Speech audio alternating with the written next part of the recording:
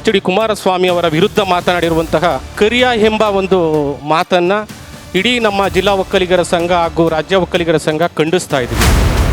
ಜಮೀರ್ ಅಹ್ಮದ್ ಖಾನ್ ರವರಿಗೆ ಅಟ್ಲೀಸ್ಟು ನೀನು ಮಾತಾಡ್ತಾ ಇರೋದು ಖಂಡನೀಯ, ಇದನ್ನು ವಾಪಸ್ ತಗೋಬೇಕು ಅಂತ ಕಾಂಗ್ರೆಸ್ ಸರ್ಕಾರದ ಯಾವ ಸಚಿವರೇ ಆಗಲಿ ಶಾಸಕರೇ ಆಗಲಿ ಇದ್ರ ಬಗ್ಗೆ ಮಾತನಾಡಿಲ್ಲ.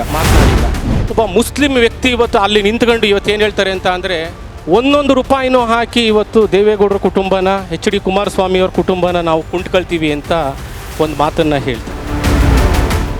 ಜಮೀರ್ ಅಹ್ಮದ್ ಖಾನ್ ರವರು ದ್ರಾಕ್ಷಿ, ಗೋಡಂಬಿ, ಬಾದಾಮಿ ತಿನ್ಕ ಬೆಳೆದಿದ್ದಾರೆ. ನಾವು ಒಕ್ಕಲಿಗರು ಮಕ್ಕಳು ನಾವು ಮುದ್ದೆ ತಿಂದು ಬೆಳೆದಿದ್ದೀವಿ ಸ್ವಾಮಿ. ಇದೇ ದೇವೇಗೌಡರು ದರಿದ್ರ ನಾರಾಯಣ ಹರಿ ಅನ್ನುವಂಥ ಒಂದು ಕಾರ್ಯಕ್ರಮನ ಕೊಟ್ಟು ವಿಧಾನಸೌಧದ 3ನೇ ಮಹಡಿಗೆ ಕಳಿಸಿರುವಂಥ ಕೀರ್ತಿ ದೇವೇಗೌಡರಿಗೆ ಸಲ್ಲುತ್ತೆ.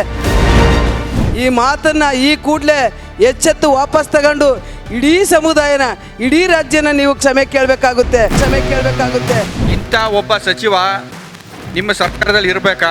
ಕೂಡಲೇ ಅವ್ರನ್ನ ರಾಜೀನಾಮೆ ಕೊಡಿಸ್ಬೇಕು. ಕೇಂದ್ರದ ಮಂತ್ರಿಯಾಗಿರ್ತಕ್ಕಂಥ ಕುಮಾರಸ್ವಾಮಿ ಅವರಿಗೆ ಕರಿಯ ಅಂತ ಮಾತಾಡ್ತಾನೆ. ಇದನ್ನೆಲ್ಲ ಬಹುಶಃ ರಾಜ್ಯ ಸರ್ಕಾರದವರೇ ಮಾತಾಡಿಸ್ತಾ ಇದ್ದಾರೆ ಅಂತ ಅನಿಸ್ತದೆ. ಅವ್ರ ಮನೆ ಕಾಯ್ಕೊಂಡಿದ್ದು ಈಗ ಶಾಸಕ ಆಗಿ ಸಚಿವ ಆಗಿ ಅವ್ರನ್ನೇ ಕೊಂಡ್ಕೊಳ್ಳೋ ಮಟ್ಟಿಗೆ ಹೋಗಿದ್ದಾರೆ ಅಂತಂದರೆ ಎಷ್ಟು ಇವ್ರಿಗೆ ರಾಜಕೀಯದ ಅಮಲು ಇದರಲ್ಲಿ ತುಂಬಿ ತುಳುಕ್ತಾ ಇದೆ. ಬಗ್ಗೆ ಅವಳನಕೆಯಾಗಿ ಮಾತಾಡೋದನ್ನ ನಿಲ್ಲಿಸಬೇಕು. ಅಲ್ಲಿ ತನಕ ಇವರೆಲ್ಲ ಕ್ಷಮೆ ಕೇಳಬೇಕು. ಅಲ್ಲಿ ತನಕ ನಮ್ಮ ಹೋರಾಟ ಉಗ್ರವಾಗಿ ಮುಂದುವರಿಯುತ್ತೆ. ನಾವು ಹೊಲ ಗದ್ದೆಯಲ್ಲಿ ಉತ್ತು ಕಪ್ಪಾಗಿದ್ದೀವಿ ನಿಜ, ಆದರೆ ಇವರು ಮುಸ್ಲಿಮರು ಕಪ್ಪಿಲ್ವಾ? ನಮ್ಮ ಭಾರತ ದೇಶದ ಕಪ್ಪಿಲ್ವಾ? ಅವ್ರಿಗೆಲ್ಲರೂ ವರ್ಣಭೇದ ಮಾಡೋದವರು. ಇವ್ರು ಯಾವ ಸಂವಿಧಾನದಲ್ಲಿ ಸ್ವೀಕಾರ ಮಾಡ್ತಾರೆ? ಇಂಥ ನೀಚ ಉದ್ಘಾಟನದ ಮಂತ್ರಿ ಪದವಿಯನ್ನು ಅವನಿಂದ ಕಿತ್ಕೋಬೇಕು. ದೇವೇಗೌಡರು ಮಾಜಿ ಪ್ರಧಾನಿಗಳು, ಈ ದೇಶದ ಆಸ್ತಿಯವರು. ಅಂದರೆ ಈ ದೇಶದ ಆಸ್ತಿನೇ ಕೊಡ್ಕೋತೀನಿ ಅಂತ ಹೇಳ್ತಾ ಇದ್ದಾನೆ. ಅಂದರೆ ಅವ್ನು ಯಾವ ಮಟ್ಟಕ್ಕೆ ಬೆಳೆದಿದ್ದಾನೆ? ಅವನು ಎರಡನೇ ದಾವೂದ್ ಆಗ್ತಾ ಇದ್ದಾನೆ. ಇವತ್ತು ಕಾಂಗ್ರೆಸ್ ಎಲ್ಲ ಬರೋದು ಇದರಲ್ಲೇ ಆಗ್ಬೋದು. ಹೆಚ್ಚು ಕಡಿಮೆ ದೇವೇಗೌಡರು ಗರಡಿಲಿ ಪಳಕ್ಕೆ ಹೋಗಿರೋರು 80% ಅವರೇ. ಎಲ್ಲ ಬೆನ್ನು ಚೂರಿಯಾಕೆ ಹೋಗಿರೋರೇ ಹೊರತು ಯಾರೇನು ಒಳ್ಳೇದು ಮಾಡಿ ಹೋಗಿರೋರಲ್ಲ. ಒಂದು ನಿಯತ್ತೊಂದು ಇರಬೇಕಲ್ವ ಸರ್? ಆ ನಾಯಿಗಿರೋ ನಿಯತ್ತು ಕೂಡ ಜಮೀರ್ಗಿಲ್ಲ ಸರ್.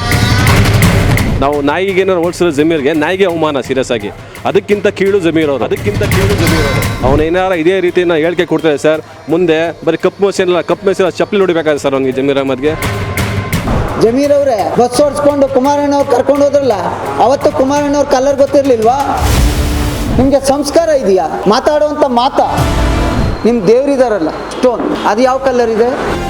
ಪರ್ಚೇಸ್ ಮಾಡ್ತೀನಿ ಅಂತ ಹೇಳಿದ್ಮೇಲೆ ದೇವೇಗೌಡ ಸಾಹೇಬ್ರನ್ನ ಒಂದಂಗೆ ತಾನೆ. ನಿಮ್ಮ ತಂದೆ ಇಲ್ಲದೆ ನೀವಿದ್ದೀರಾ? 2013-18 ಸಿದ್ದರಾಮಯ್ಯನವರಲ್ಲ ನೀವು. ನಿಮ್ಮ ಸರ್ಕಾರದಲ್ಲಿ ಪಾಪದ ಕೂಪ ತೊಳಿಲಕ್ಕಾಗದೇ ಇರೋಷ್ಟಿದೆ. ಹಿಂದೂ, ಮುಸಲ್ಮಾನ್, ಕ್ರೈಸ್ತ ಅಂತೇಳಿ ಈ ದೇಶದಲ್ಲಿ ಅಣ್ಣ ತಮ್ಮದಿರ ರೀತಿ ಬದುಕ್ತಾ ಇದ್ದೀವಿ. ನಿಮ್ಮ ತಾಯಿ ಪಾದಕ್ಕೆ ನಮಸ್ಕಾರ ಮಾಡಿಕೊಂಡು ಒಂದು ಸಾರಿ ಕೂತು ಹಿಂದಿನ ದಿನಗಳು ನೆನ್ಕೊಳ್ಳಿ. ನೀವು ಮಾತಾಡೋ ಮಾತು ಸರಿನಾ ತಪ್ಪ ಅಂತ.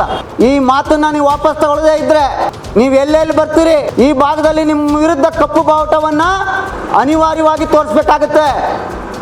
ನಿಮಗೆ ಸ್ವಾಭಿಮಾನ ಇದ್ರೆ, ಮನಸ್ಸಾಕ್ಷಿ ಇದ್ರೆ, ಆತ್ಮಸಾಕ್ಷಿ ಇದ್ರೆ, you quit from the cabinet. ಏನು ಪಾಳೆಗಾರರ ಭಾವನೆಗಳಿಗೆ ಧಕ್ಕೆ ತರಬೇಡಿ. ರಾಜಕಾರಣವನ್ನು ಮಾಡ್ಕೊಳ್ಳಿ.